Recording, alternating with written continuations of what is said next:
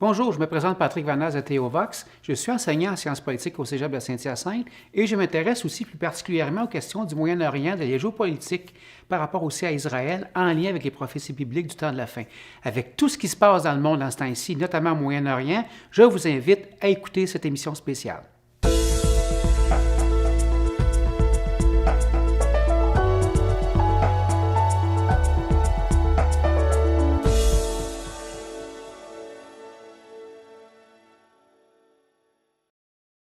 Tout le monde est sûrement au courant par le fait que M. Donald Trump, président des États-Unis, s'est retiré de l'accord nucléaire iranien qui avait été négocié et signé en 2015. Donc, on va regarder maintenant quels sont les effets de cet accord-là, mais avant tout, c'est important de voir un petit peu, évidemment, pourquoi on est rendu à cet accord-là nucléaire qui a été annulé récemment. Donc, pour commencer, il faut dire que l'Iran a développé secrètement un programme nucléaire à partir de 1985. Donc, ce programme-là a été tenu secret pendant plus de 18 ans, jusqu'à ce que des dissidents iraniens le mettent à jour en 2003. Et évidemment, l'Iran a nié le programme en disant qu'il développait l'énergie électrique avec évidemment l'enrichissement de l'uranium, mais rapidement, on s'est rendu compte que les preuves s'accumulaient et on ne pouvait plus non plus nier cette situation-là. Donc, on a connu pendant 12 ans un combat, une lutte entre la communauté internationale et l'Iran autour de ce programme-là. Et ça a commencé par des sanctions qui ont été imposées progressivement par l'ONU, notamment sur les investissements étrangers et sur le commerce des armes notamment. Et aussi, avec évidemment ce jeu-là de sanctions, il y a eu premièrement certains accords ou certaines volontés de l'Iran de négocier. Par la suite, il y a eu des inspections, des transgressions, les inspecteurs ont été chassés. Donc, on a joué pendant près de 12 ans avec ce jeu au chat et à la souris. Nous allons regarder ensemble cette image-là qui illustre très bien toute la transgression de l'Iran par rapport au programme nucléaire. Donc, on voit qu'il y a différents sites où l'Iran a développé son programme nucléaire et ça ne se limite pas à l'enrichissement de l'uranium. Notamment, si on regarde au nord-ouest de l'Iran, au site de Marivan, on a fait des tests de grande échelle pour initier une charge explosive.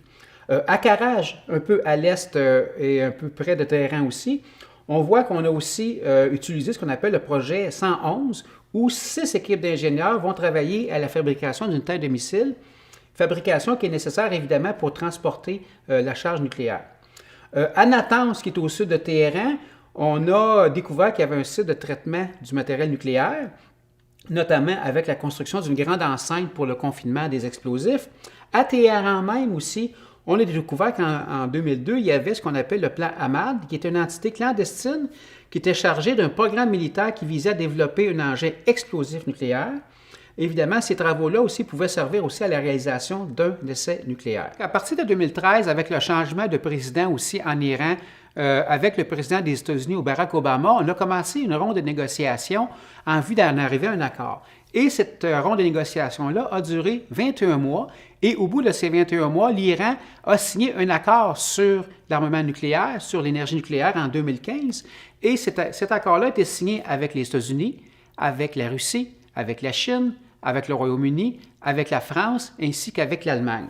Et au terme de cet accord-là, l'Iran s'engageait à mettre en place certaines actions. Premièrement, l'enrichissement de l'uranium est limité à 5 %. Je m'explique, dans le sens que pour fabriquer de l'électricité, on peut utiliser l'uranium enrichi jusqu'à 5 %, alors que lorsqu'on dépasse ce seuil-là, on s'en va vers la fabrication d'armes nucléaires. L'Iran avait déjà enrichi de l'uranium à 20 %, qui est une étape intermédiaire afin d'arriver à une bombe nucléaire qui exige un enrichissement à 90 %. Donc, l'Iran avait déjà ses stocks d'uranium enrichi à 20 % que l'Iran s'est engagé à détruire.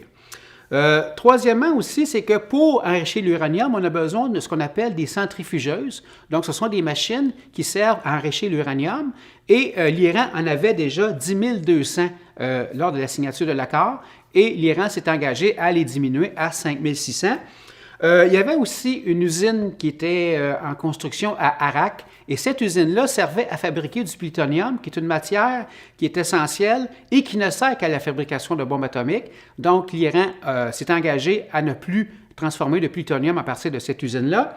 Et finalement, dans le but de bien sceller l'accord pour que l'accord, évidemment, fonctionne et qu'il soit respecté, l'Iran a accepté que des inspecteurs de l'Agence internationale d'énergie atomique puissent aller sur place pour vérifier plutôt le respect de cet accord-là. De leur côté, les pays signataires aussi ont pris des engagements, notamment de ne plus soumettre l'Iran à de nouvelles sanctions.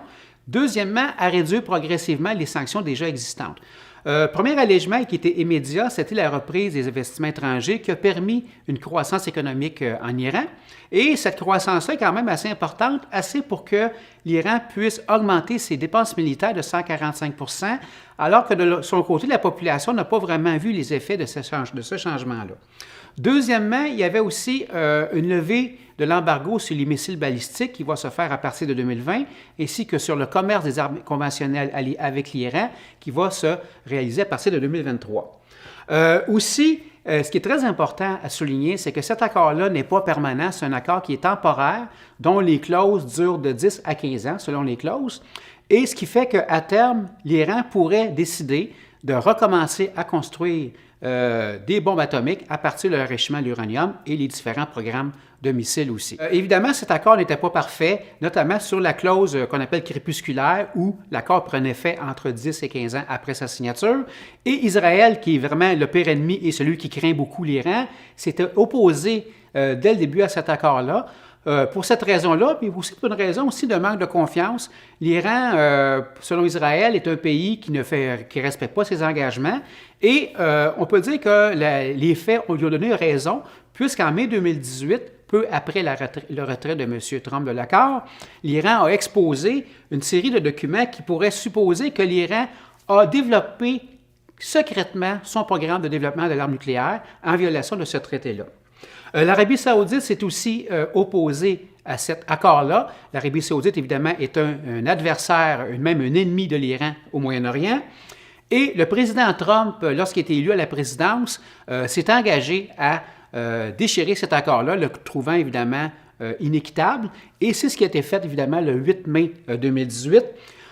Les raisons pourquoi cet accord-là a été annulé par M. Trump, c'est que premièrement, il y avait une durée limitée de 10 à 15 ans, ce qui permettrait évidemment à l'Iran de commencer à nouveau l'enrichissement de l'uranium.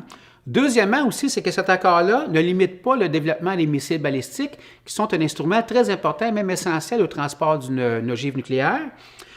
Troisièmement aussi, c'est que les États-Unis considéraient que cet accord-là ne touchait pas à d'autres aspects du comportement iranien, notamment son implication dans la guerre civile au Yémen, ainsi qu'en Syrie, en menace directe envers Israël. Et la signature de l'annulation du traité a été faite le 8 mai 2018. Et à partir de ce moment-là, les sanctions vont reprendre de la part des États-Unis, et ce, sur une période de 6 mois. Donc, évidemment, ce retrait-là a été dénoncé par la communauté internationale, surtout par l'Iran, évidemment, qui est en première ligne, qui est victime de ce retrait-là. Aussi, les autres membres signataires de l'accord, dont la Russie, dont les pays européens aussi, qui étaient en faveur de cet accord-là, ont dénoncé cet accord-là et ont souligné la nécessité, la volonté, évidemment, de le continuer pareil, malgré le retrait des États-Unis. Mais on va voir qu'il y a des effets possibles qui peuvent être variés. Bon, le premier effet qu'on vient de parler, c'est que l'accord pourrait continuer, donc avec les membres signataires existants qui pourraient continuer évidemment cet accord-là avec la levée des sanctions contre l'Iran et le faire sans les États-Unis. Évidemment, si cette situation prévaut, ça va amener un isolement de la part des États-Unis, de la part d'Israël et de la part de l'Arabie saoudite, évidemment, qui s'opposaient à cet accord-là.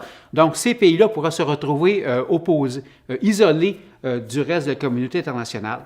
Deuxième effet qui serait aussi possible aussi, c'est que ça se pourrait que l'accord soit tout simplement déchiré par l'Iran lui-même, parce que l'Iran se méfie des pays européens, et même le Conseil des gardiens de la Révolution s'est prononcé il y a très peu de temps aussi pour le déchirement de cet accord-là, disant qu'il ne faut pas confiance aux pays européens sur la continuité de l'accord. Évidemment, si cette situation prévaut, ce serait beaucoup plus dangereux pour la sécurité internationale parce que l'Iran pourrait reprendre son programme d'armement nucléaire et arriver à terme d'ici quelques années avec une arme nucléaire prête et avec des missiles aussi pour la lancer. Et évidemment, ça pourrait accroître le risque de guerre régionale dans la région du Moyen-Orient.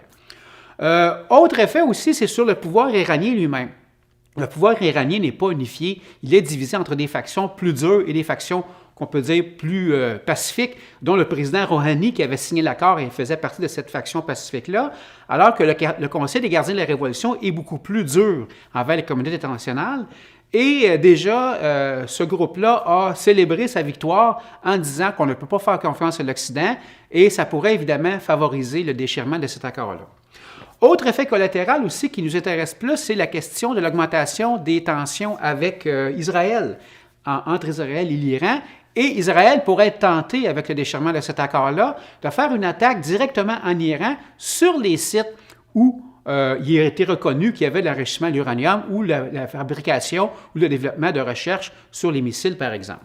On voit aussi que l'Iran est présente aussi en Syrie et les bases militaires iraniennes ont été bombardées à quelques reprises. Et après le déchirement de l'accord par M. Trump, on a vu qu'Israël a fait des dizaines de frappes aériennes sur les bases militaires iraniennes en Syrie. Et ça pourrait amener aussi des représailles de l'Iran. Ce qui est arrivé aussi, c'est qu'entre le 9 et le 10 mai dernier, il y a eu une attaque iranienne pour la première fois dans l'histoire où l'Iran a envoyé des missiles sur Israël qui, heureusement pour Israël, n'ont pas fait de dégâts. Puis aussi, en même temps, ça amène un autre danger. Ce qui arrive, c'est qu'il pourrait y avoir aussi... après ça, une attaque peut-être plus massive de l'Iran contre Israël. Et étant donné que l'Iran est allié avec la Russie pourrait être aussi entraînée vers cette attaque-là, ce qui ressemblerait beaucoup aussi à la guerre de Gog et Magog, telle que prophétisée dans Ézéchiel 38. Voilà ce qui me fait à cette émission spéciale sur la question du nucléaire iranien. Je vous invite fortement à rester des nôtres pour les prochaines semaines. Il y aura d'autres émissions en lien avec le Moyen-Orient, en lien avec Israël et surtout en lien avec les prophéties bibliques de la fin, notamment Ézéchiel 38, dont on va parler à quelques reprises aussi. Et je vous invite fortement à être encore parmi nous. Et ici Patrick Vanasse pour Théovos qui vous dit à la prochaine.